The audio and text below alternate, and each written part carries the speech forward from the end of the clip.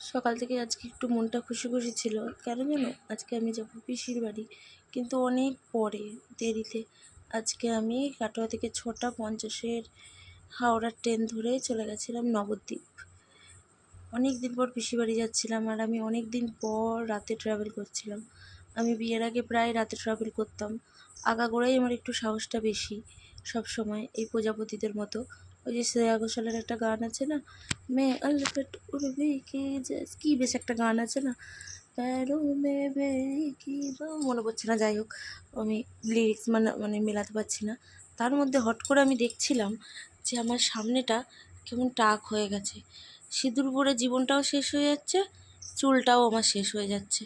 এত সুন্দর চুল আমার, এত কষ্ট করে খাইয়ে দাইয়ে মানুষ করেছি, দিয়ে দেখছি এতদিন লক্ষ্য করিনি। সেদিন কে একটা বললো আমার শ্বশুরবাড়ির ওখানে, তারপরেই দেখছি যে আমার এই সামনেটা টাক পড়ে গেছে। যাই হোক,